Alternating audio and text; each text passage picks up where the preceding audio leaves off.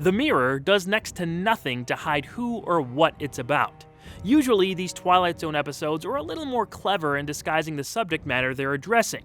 There are some straightforward story exceptions that fall under the good to great category, like the recently reviewed The Shelter, but this installment bordered on parody at times and doesn't hold up well for multiple reasons. Let's explore why. General Ramos Clemente has just usurped the oppressive government of his Central American country.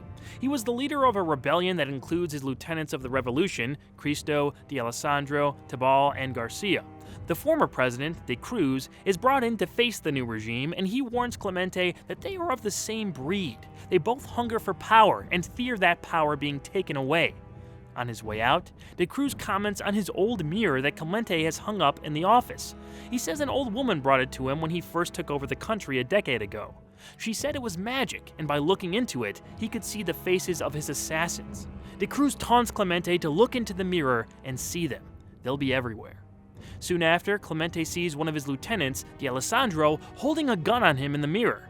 With the seed of doubt planted in his mind, the new leader begins to suspect all his closest confidants are actually turning against him.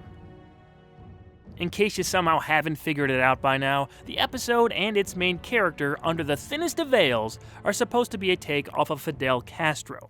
The Tabal character even looks a bit like Che Guevara.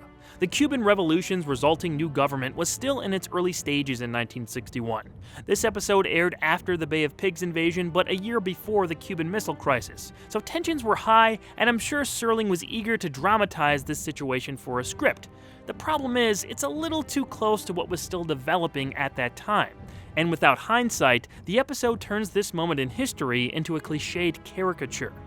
Years later, producer Buck Houghton admitted that they, quote, had a rather simplistic view of Castro at the time, end quote.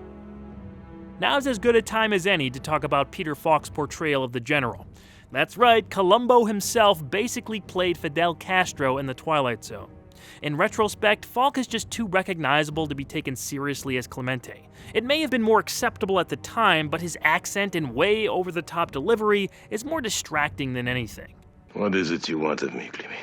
Not what I want. Not what I want! Not what I want! What they want!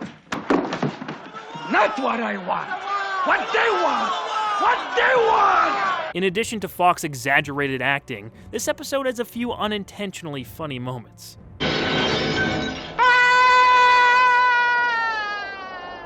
There's just something about those kinds of falls that, if not done right, always come off as comedic. I'm surprised they didn't just throw the Wilhelm scream in there.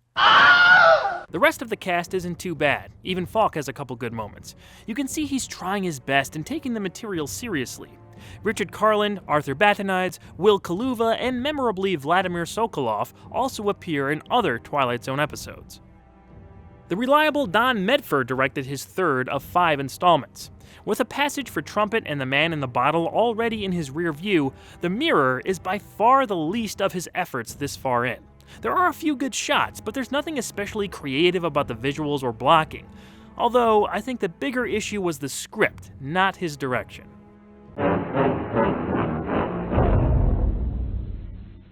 Sometime after killing D'Alessandro, Clemente sees both Tabal and Garcia in the mirror, brandishing knives and walking toward him.